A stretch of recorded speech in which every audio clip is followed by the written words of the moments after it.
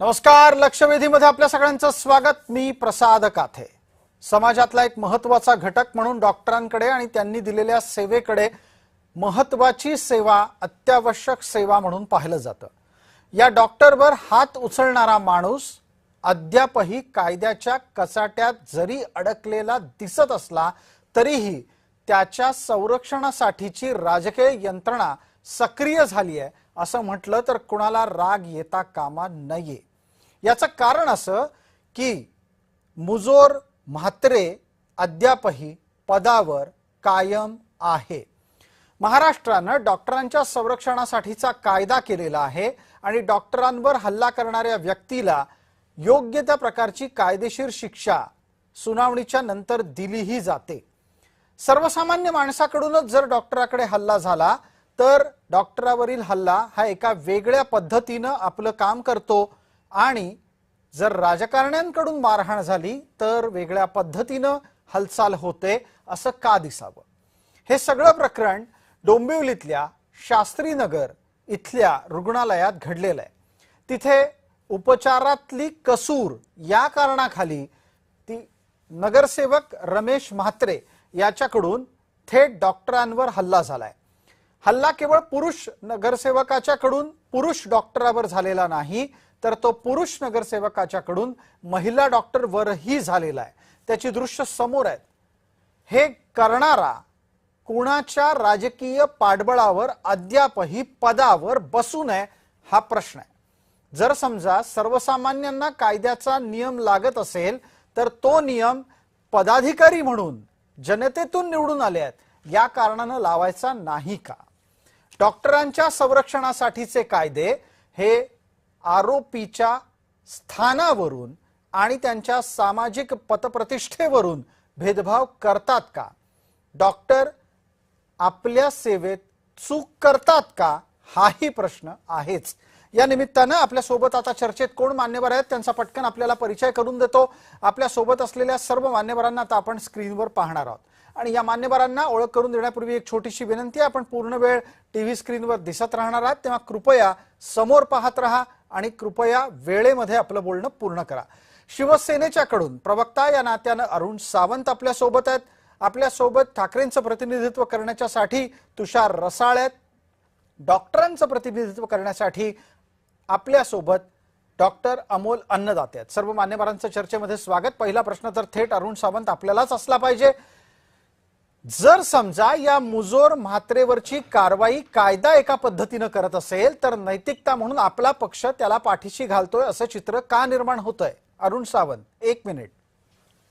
प्रसादजी, कालपासून आम्ही हेच सांगण्याचा प्रयत्न करतोय की हे जे काही घडलेले आहे डोंबिवली येथील हॉस्पिटलमध्ये त्या प्रकाराला आमचा पक्ष कोणत्याही प्रकाराने पाठीशी घालत नाहीये हे स्पष्टपणे मी आज सुद्धा जनतेसमोर आपल्या चॅनल मार्फत सांगू इच्छित आहे। दुसरी गोष्ट, पक्षाने कालच कायदेशीर नोटीस त्या संबंधित लोकप्रतिनिधी नगरसेवकाला पाठविलेली आहे आणि त्याच्यावरती ऍक्शन सुरू झालेली आहे। आता अजूनपर्यंत त्याच्याकडून उत्तर आलेलं नाहीये। त्याला आजच एक चांगली गोष्ट घडली की कायद्याद्वारे अटक होऊन त्याला कोठडी 3 दिवस सोमवारपर्यंत बजावलेली आहे। म्हणजेच काय तर कायदा आपल्या परीने योग्य प्रकारे काम करत आहे। कायद्यावरती कोणाचाही वरतून दबाव नाही हे या एका गोष्टीने आज सिद्ध झालेले आहे। त्याबद्दल मी न्यायालयाचे अभिनंदन करतो, आभार मानतो आणि महायुतीला सुद्धा त्याबद्दल धन्यवाद देतो की अशा प्रकारचं गैरकृत्य करणाऱ्या व्यक्तीवरती आपण कोणत्याही प्रकारे तो राजकीय पुढारी आहे म्हणून त्याची बाजू घेतलेली नाही हे स्पष्ट होतं। आदरणीय त्या विभागाचे खासदार डॉक्टर श्रीकांत शिंदेजी यांनी स्पष्टपणे आपलं जे काही म्हणणं होतं स्वतःचं एक लोकप्रतिनिधी म्हणून, एक डॉक्टर म्हणून ते त्यांनी स्पष्ट शब्दांमध्ये महाराष्ट्राच्या जनतेसमोर ठेवलेलं आहे की आम्ही कोणत्याही परिस्थितीत अशा प्रकारच्या कृतींना पाठीशी घालणार नाही। बिलकुल अरुणजी, हाच खरा एक आणखी कळीचा मुद्दा येतो की ज्या विभागाचा लोकप्रतिनिधी स्वतः डॉक्टर आहे तिथे डॉक्टर असुरक्षित असतात आणि का असतात? मला या सगळ्या मुद्द्यावर तुषार रसाळ यांच्यापर्यंत लगोलग पोहोचायचंच होतं, मात्र काही तांत्रिक अडचणी येत आहेत आणि तुषार रसाळ यांचा संपर्क मध्ये मध्ये बाधित होतोय असं कळतं. मी त्यांच्यापर्यंतचा तांत्रिक मुद्दा दुरुस्त करून घेतो आणि त्याच दरम्यान आपल्यासोबत डॉक्टर अमोल अन्नदाते आहेत, त्यांच्यापर्यंत जातोय. अमोल अन्नदाते ही व्यक्ती या चर्चेमध्ये केवळ डॉक्टर म्हणून नाही, मार्डचे माजी अध्यक्ष या नात्यानं ते या चर्चेत आहेत. मार्डचे सक्रिय कार्यकर्ता या नात्यानंही त्यांचा अनुभव आपल्याला लक्षात घेण्याजोगा आहे आणि ते आंदोलनकारी डॉक्टर आहेत. आता डॉक्टर, आपण सांगायला हवं की मारहाणीचे प्रसंग घडण्यामागची खरी कारण काय असतात? मारहाणी मागे डॉक्टरांना जेव्हा अशा प्रकारे मारहाण होते तर सगळ्यात कॉमन जे असतं की बेड उपलब्ध नाहीयेत. या केसमध्ये तुम्ही बघितलं की NICU चे बेड्स उपलब्ध नाहीयेत किंवा खाटा उपलब्ध नाहीयेत, डॉक्टरांची संख्या कमी आहे. मला सांगा प्रसादजी, कल्याण डोंबिवली रुग्णालयामध्ये तो वैद्यकीय अधिकारी जर एका सत्ताधारी, हे काय रमेश म्हात्रे 2-3 वेळा नगरसेवक तिथे राहिलेले आहेत, सत्ताधारी पक्षाचे आहेत, 25 लाखाच्या कल्याण डोंबिवलीच्या लोकसंख्येला जर फक्त 2 सार्वजनिक रुग्णालय आणि हार्डली 200-250 खाटा, NICU चा पत्ता नाही, हा दोष कोणाचा आहे? काम करणाऱ्या डॉक्टरचा आहे की सत्ताधाऱ्यांचा आहे की तिथे सत्ता असलेल्या पक्षाचा आहे? कोणाचा हा दोष आहे? आणि ह्या दोषासाठी सगळ्यात महत्वाचं मी तुम्हाला सांगतो, रमेश म्हात्रे सारखे जे कोणी राजकीय नेते आहेत त्यांना एक गोष्ट माहिती आहे की आपल्याला हे लपवण्यासाठी, आपल्या चुका लपवण्यासाठी आपण डॉक्टरला 4 फटके मारले की आपल्या कायदाही आपल्याला काही वाकडं करू शकत नाही आणि लोकांच्या नजरेमध्ये आपण हिरो बनतो. आपल्या चुकीवर पांघरून घालायला सगळ्यात सोपा मार्ग म्हणजे डॉक्टरला फटकवणं. तर त्याच्यामुळे अशा प्रकारची ही सवय मला वाटतं की राजकीय नेत्यांना लागलेली आहे. सार्वजनिक आरोग्य सुधारवण्याची जबाबदारी तिथे काम करणाऱ्या डॉक्टरची नाही.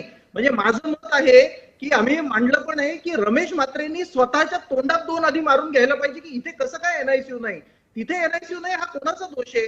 आणि मला म्हणजे पटकन मी एकच मुद्दा सांगतो की या म्हणजे पक्षाने, शिवसेनेने रमेश म्हात्रेंना पाठीशी घातलेलं आहे असं माझं स्पष्ट आरोप आहे. अरुण जे आहेत त्यांनी आता जाहीर करावं. नोटिसा कसल्या देताय? अहो, महिला डॉक्टरच्या कानफडात मारताय आणि तुम्ही नोटिसा देताय. बिलकुल या मुद्द्याला घेऊन पुढे जाऊयात. अरुण सावंत यांच्यापर्यंत जाऊयात. आणि अमोल अन्नदाते, एक छोटीशी विनंती आहे, तुमच्याकडून येणारा आवाज हा खरखरत येतोय, त्यामुळे आपला मुद्दा पोहोचायला थोडासा त्रास होतोय. त्याच्यावर आपण एक काम करा पटकन, मी तत्पूर्वी एकदा अरुण सावंत यांच्यापर्यंत पोहोचतो. अरुण सावंत, वैद्यकीय सेवा डॉक्टरांनी सुधारायची. वैद्यकीय सेवेच्या अंतर्गत जर समजा एखादी सुविधा मिळत नसेल तर उत्तरं मागायची कुणाकडे? ठाणे = एकनाथ शिंदे, ठाणे = आत्ताच्या स्थितीत डॉक्टर श्रीकांत शिंदे. मग NICU नसण्याची जबाबदारी तिथे असलेल्या डॉक्टरची कशी? नाही प्रसादजी, अर्थातच हे या सर्व प्रश्नांची उत्तरं ही सरकारकडे मागितली पाहिजेत. एका व्यक्तीकडे मागून ती व्यक्ती काही त्याच्या घरातून कुठली एखादी वस्तू तात्काळ आणून देऊ शकत नाही.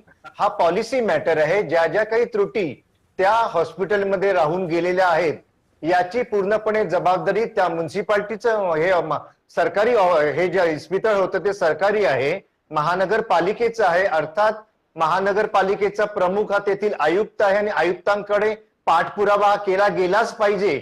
कदाचित तो केला गेला सुद्धा असेल किंवा कदाचित केला गेला सुद्धा नसेल, तरी सुद्धा ज्या ज्या काही तिथे त्रुटी राहून गेलेल्या आहेत त्या भविष्यामध्ये तेथील प्रमुखांनी, म्हणजे त्या हॉस्पिटलचे जे कोणी डीन असतील त्यांनी सरकार दरबारी आपली गाऱ्हाणी मांडली पाहिजे. आणि जर ती गाऱ्हाणी पूर्ण होत नसतील तर नक्कीच त्या विशिष्ट विभागाचे जे कोणी मंत्री असतील त्यांच्याकडे जाब हा विचारला गेला पाहिजे. आपण असं सांगता आहात की हा जाब कोणाला विचारायचा त्याची उत्तरं तुमच्याकडे आहेत. तुषार रसाळ, तुमच्यापर्यंत यायला थोडासा वेळ लागतोय, कारण इथे जे थेट आणि थेट बाधित घटक आहेत त्यांना यावरचे आक्षेप आधी नोंदवायचे आहेत. मी आपल्यापर्यंत नक्की येतो. मला एक थोडीशी अजून संधी द्या आणि मी आता पटकन आधी डॉक्टर अमोल अन्नदातेंकडून याचं तांत्रिक आणि तार्किक उत्तर घेतो. जो पद्धतीचा बचाव अरुण सावंत करतायत, सावंत साहेब माफ करा, आज आपल्याला बचावाची संधी फार कमी मिळणार आहे. बोला डॉक्टर अन्नदाते. सर, माझा आवाज स्पष्ट येतोय का? जी, अजूनही खरखर आहे, पण जरा थोडं मोठ्याने बोला. बरं प्रसादजी, मला म्हणजे मी जो मुद्दा माझा अर्धवट राहिला होता, मला वाटतं की या शोवर अरुणजींनी हे जाहीर करावं की एका स्त्री डॉक्टरवर हल्ला करणाऱ्याला आम्ही निलंबित करतोय आणि त्याचं नगरसेवक पद आम्ही काढून घेतोय, अशी माझी थेट मागणी अरुणजींकडे आहे. दुसरं, याचं जे तुम्ही दुसरा प्रश्न विचारला, की एक गोष्ट लक्षात घ्या, तुम्हाला माहिती आहे प्रसादजी, कोविडच्या काळातही आपण चर्चा करायचो. आजही आपल्या आरोग्य खात्याला आपण पूर्ण बजेटमध्ये आपण किती टक्के देतोय? 0.5% आणि 1% टार्गेटही आपण ज्या आरोग्य व्यवस्थेमुळे कोविडमध्ये प्रत्येकाच्या घरातली एक व्यक्ती गेली ते पूर्ण होत नाहीये. आरोग्य खातं आजच्या घडीला शिंदे सेनेकडे आहे, प्रकाश आंबेडकर हे त्या खात्याचे मंत्री आहेत, आणि कुठले एवढ्या सगळ्या घटना, इतकं सगळीकडे शॉर्टेज, हे it is staring in your eyes, हे तुम्हाला स्पष्ट दिसत असताना कुठल्या मागण्या, कोणाची वाट बघताय तुम्ही? कोण तुमच्याकडे यावं आणि तुमची सरकारी आरोग्य यंत्रणा सुधारावी, असं कशाची आपण वाट बघतोय हे मला खरंच कळत नाहीये.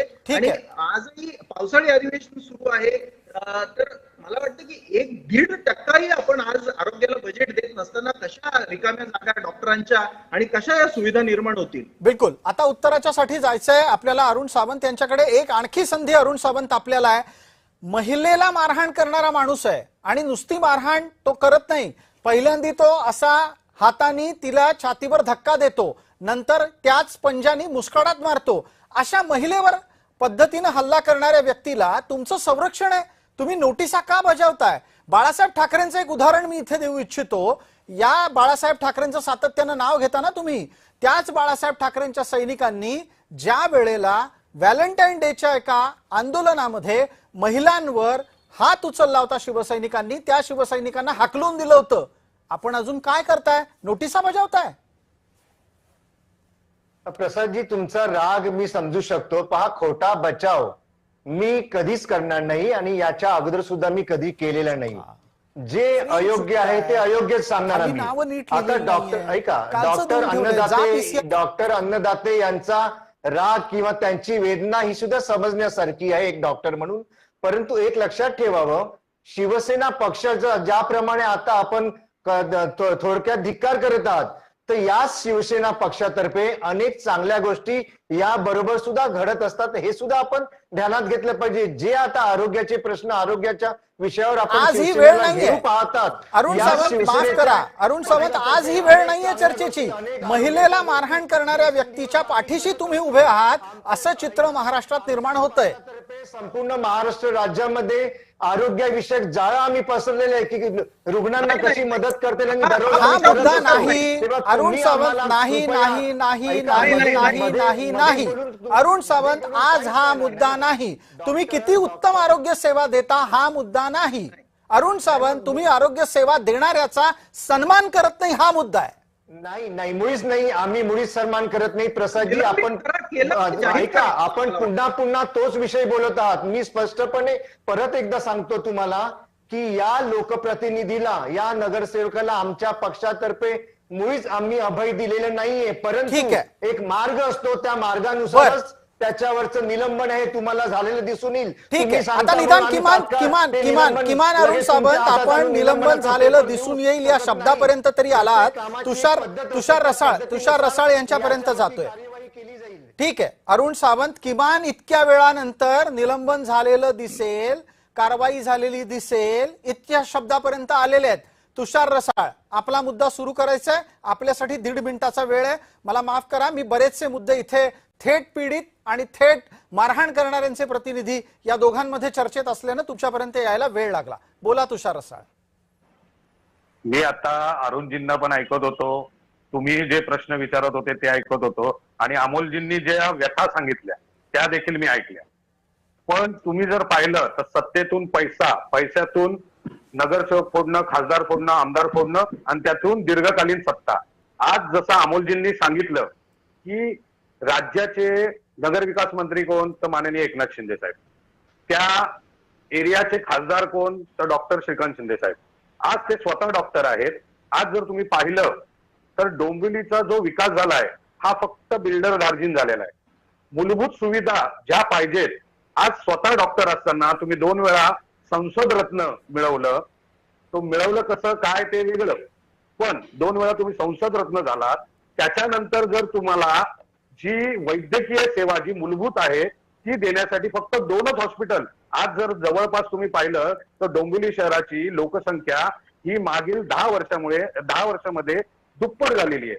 आणि जे ज्येष्ठ नगरसेवक, त्याला तर ज्येष्ठ नगरसेवक बोलण्याच्या लायकीचा पण नाही तो रमेश म्हात्रे, तो मारकुटा रमेश म्हात्रे 3 वेळा नगरसेवक त्याच एरियात नव्हता. आणि त्याला जर त्याच्या एरियातली जर लोकसंख्या वाढते आणि त्यासाठी जर उपाययोजनांमध्ये अजून वाढ केली पाहिजे हे कळत नसेल, आज ज्या आमच्या भगिनी आहेत डॉक्टर श्रुती बाविस्कर आणि त्याच्यानंतर वैभव साळुंके यांची काय चुकी होती? त्यांनी फक्त सांगितलं की इथे जागा नाहीये शिल्लक, पुढे शिफ्ट करा. पण जर तुम्ही पाहिलं तर ते रमेश म्हात्रे जे आहेत त्यांची जर पार्श्वभूमी पाहिली तर 18 गुन्हे दाखल आहेत. त्यातले 3 गुन्हे जे आहेत ना सरकारी कर्मचाऱ्याला मारहाण, त्याच्यानंतर दुसरा आरोपी जो आहे प्रमोद निकम त्याच्यावरती 302चा गुन्हा दाखल आहे साताऱ्यामध्ये.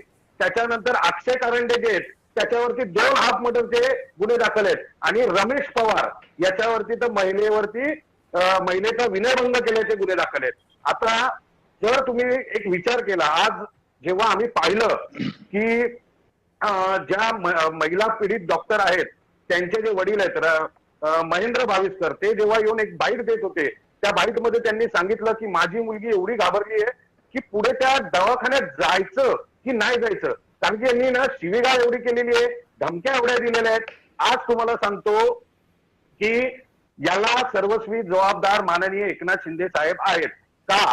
तर त्यासाठी पण सांगतो. आणि ही कुठली शिंदे सेना विना शिवसेना नाही, हा शिंदे गट आहे. आपण आता राजकीय चर्चेला इथे तोंड नको फोडायला. तुम्ही आरोप केलात, तुमचा मुद्दा पोहोचला. तुषार रसाळ उत्तरासाठी आपण अरुण सावंत यांना संधी देऊ. अरुण सावंत, याला जबाबदार तुमच्या नेत्यांना ठरवलं जात आहे. हा एक मुद्दा आहे ज्याच्यावर तुम्हाला बोलायचंच आहे. पण अरुण सावंत, तत्पूर्वी याही मुद्द्यावर बोला की ज्या डॉक्टरला मारहाण झाली ती डॉक्टर जर समजा संबंधित ठिकाणी जाऊन सेवा देणार नसेल, ती घाबरणार असेल, तर रुग्णांचं केवढं नुकसान होणार आहे? तुम्ही रुग्णांच्या नुकसानीवर आधी बोला, राजकीय तर तुम्ही रोजच बोलता. अरुण सावंत. प्रसादजी, अतिशय उत्तम प्रश्न आता तुम्ही विचारलेला आहे. मी ज्यावेळेस या डिबेटला येऊन बसणार होतो तेव्हा माझ्या डोक्यात एक विचार चालला होता की असंच जर लोकप्रतिनिधी हॉस्पिटलमध्ये डॉक्टर, सरकारी नोकर, नर्सेस, पोलीस यांच्यावरती जर अशी दादागिरी करून आपला रोग दाखवून त्यांच्यावरती जर हात उगारत असतील तर त्यांच्या कार्यावरती काय परिणाम होत असतील? उद्या जर हे जेव्हा आता घडलं, त्या प्रतिनिधींनी त्या डॉक्टरांना जी काही मारहाण केली, नर्सेसला केली, याचं आम्ही कधीच त्याचं समर्थन करत नाही. पहिल्या दिवसापासून अतिशय वेदनादायक गोष्ट आहे. आता हे प्रकरण पाहून देशभरातील जर डॉक्टर संपावर गेले आणि त्या काळामध्ये जर त्या हॉस्पिटलमध्ये रुग्णांना जर काही त्याचा त्रास झाला तर केवढा मोठा प्रकार होईल याचा सुद्धा विचार लोकप्रतिनिधींनी केला पाहिजे. लोकप्रतिनिधींना काही डोकं नसतं का हे असे प्रकार करतात ते? या मताचा हे माझं मत आहे. आणि दुसरी महत्वाची गोष्ट म्हणजे ज्या हॉस्पिटलमध्ये डॉक्टरांना हात उगारले गेले आणि त्याच व्यक्तीने त्याच लोकप्रतिनिधीला छातीत दुखायला लागल्यावर दुसऱ्या हॉस्पिटलमधल्या डॉक्टरांनी त्याच्यावर उपचार केले, म्हणजे किती देवदूतासारखं काम या डॉक्टरांनी केलेलं आहे हे त्या लोकप्रतिनिधीला सुद्धा कळलं पाहिजे आता की अरे मी याच डॉक्टरांवरती हात उगारत होतो. सावंत साहेब, आपण सगळं जे काही सांगताय ना ती आदर्श व्यवस्था आहे. ती आदर्श व्यवस्था तुमच्या एका व्यक्तीकडून मोडीत काढली गेली आहे. तुम्ही जे सांगताय ते सगळं तुमचाच नगरसेवक वागत नाही, वाटत नाही आणि पाहत पण नाहीये. होय होय प्रसादजी, मी हे सांगण्याचा प्रयत्न करतो की किती चुकीचं लोकप्रतिनिधी करतात, मग तो कोणाचाही असो. मग करणार काय आहात पुढे? तुम्ही फक्त सांगून थांबणार आहात का?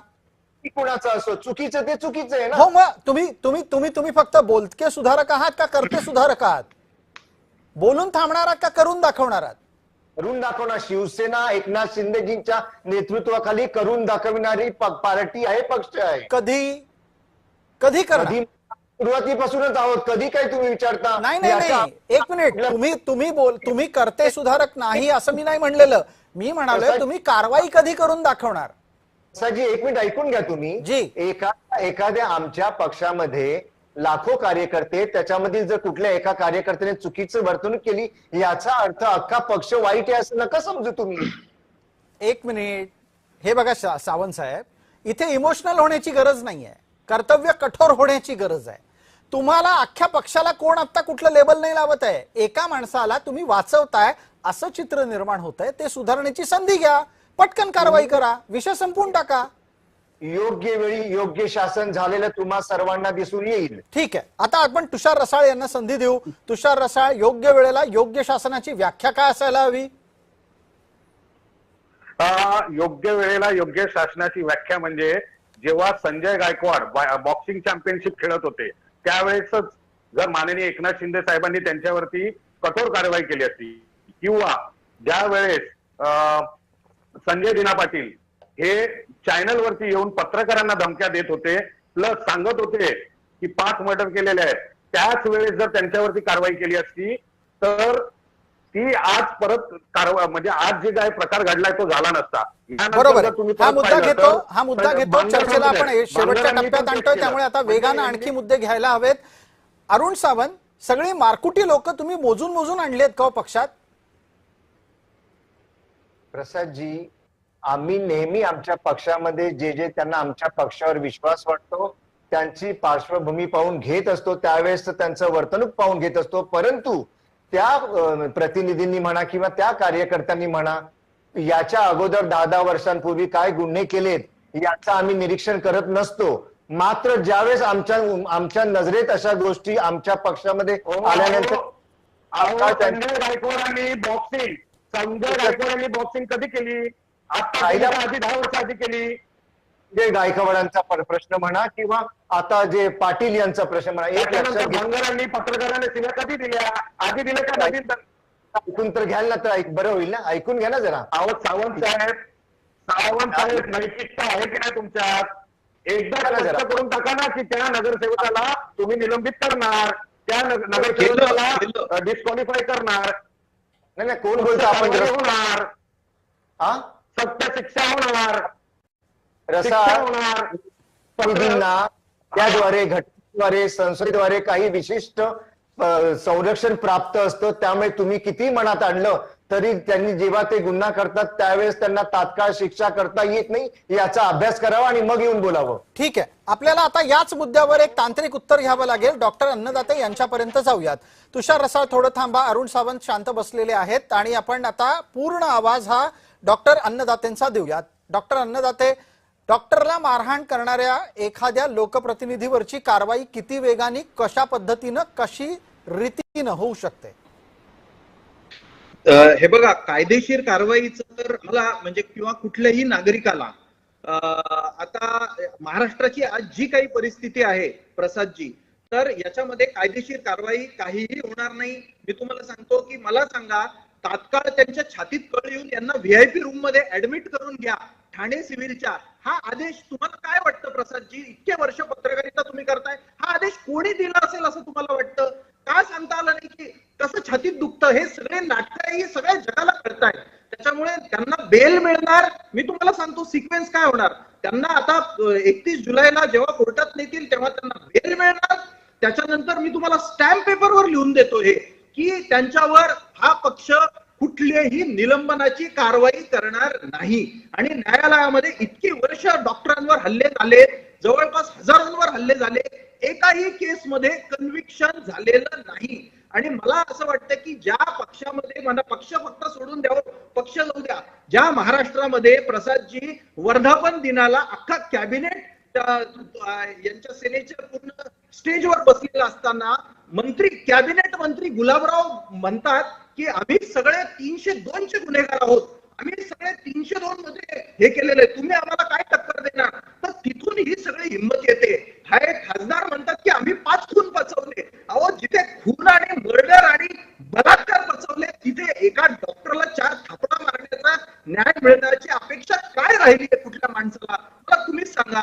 बिलकुल, डॉक्टर अमोल अन्नदाते यांचा अत्यंत स्वर उद्विग्न आहे आणि ही चिंता फक्त आणि फक्त डॉक्टरांची नाहीये. आम्हाला पत्रकारांना पण अशाच पद्धतीनं वागवलं जातं.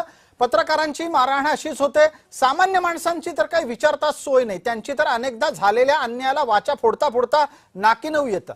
मला सांगा, आपल्यासोबत अरुण सावंत आहेत, आदरणीय अरुण सावंत. किमान हा शो संपत असताना आता मी एक आणखी संधी आपल्याला देतो. आता तरी सांगणार आहात का की मुजोर म्हात्रेला तुम्ही निलंबित केलं आहे? मध्ये ऍडमिट करता त्याला? प्रसादजी, मी आपल्याला गेले 2 दिवस सांगण्याचा प्रयत्न करत आहे, तरी का आपण समजून घेत नाहीये मला कळत नाहीये. मी स्पष्टपणे माझी स्वतःची भूमिका, माझ्या पक्षाची भूमिका, माझ्या पक्षाच्या मुख्य नेत्यांची भूमिका आपल्या समोर सुरुवातीलाच मांडली की आम्ही अशा प्रकरणाला मुळीच थारा देत नाही आणि देणारही नाही किंवा याच्या अगोदरही दिलेलं नाहीये.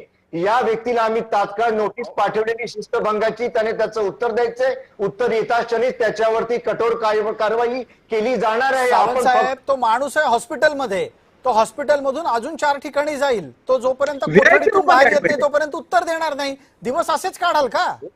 नाही, ऐका, यामुळे तर हे अडकलेलं आहे ना. तुम्ही समजण्याचा प्रयत्न का करत नाही? आम्ही नोटीस दिल्या, ती व्यक्तीला आजच त्यांना अटक झालेली आहे. त्याला आता पोलीस कस्टडीत ठेवले. याचा अर्थ काय तो आयुष्यभर पोलीस कस्टडीमध्ये राहणार आहे का? नाही राहणार. त्याच्यावरती कारवाई जरूर होणार. डॉक्टर अन्नदाते आता तेच म्हणाले, त्याला थोड्या दिवसात जामीन मिळेल. मला एकच म्हणायचंय प्रसाद जी, कायद्याने जे काही होण्यासारखं असतं एखाद्या आरोपीच्या बाबत ते होत असतं ना. ठीक त्याला आहे. तुम्ही एकदा पटकन डॉक्टर अन्नदातेंना संधी देऊयात. वेळेच्या मर्यादेमध्ये डॉक्टर अन्नदाते 30 सेकंदात आपली भूमिका मांडा पटकन. 30च नाही 10 सेकंदात सांगतो. सीसीटीव्हीवर ज्या व्यक्तीला जो व्यक्ती एका महिला डॉक्टरच्या तोंडात मागतो त्याला तुम्ही फक्त नोटिसा पाठवताय आणि त्याच्या उत्तराची वाट बघताय. तुमची क्यू करावी तितकी थोडी आहे. महाराष्ट्राला लाज वाटते तुमच्यासारख्या नेत्यांची. हे मी जाहीरपणे सांगतो. नोटिसा कसल्या पाठवताय? सीसीटीव्हीवर दिसतंय. तुम्ही निलंबनाचं पत्र काढताय कसं? निलंबनाचं पत्र जाहीर करा की आपला नियम बदलणार आहे का? ठीक आहे, नाही, बिलकुल ठीक नाही. आहे. अरुणजी, मला वेळेची मर्यादा असल्यानं या चर्चेला आटोपतं घ्यावं लागतंय. मात्र खेदजनक पद्धतीनं मी इथे अत्यंत वेदनादायी स्वरामध्ये हे सांगेन, माफ करा अरुण सावंत, आजच्या घडीला आपलं चित्र न्यायाच्या सोबत उभा असलेला पक्ष म्हणून नाही आणि दुर्दैवानं आपण आपल्या नेत्यांची बाजू उत्तम मांडून पाहिलीत, पण त्यातही ते न्याय देण्यासाठी सक्रिय आहेत असं दिसलेलं नाहीये. मला वेळ मर्यादेपोटी ही चर्चा इथेच आटोपती घ्यावी लागते. आपल्या सर्व मान्यवरांचे या चर्चेत सहभागी झाल्याबद्दल मनपूर्वक आभार. लक्षवेधीच्या या भागात तुर्तास इतकंच. आपण पाहत रहा फक्त जय महाराष्ट्र.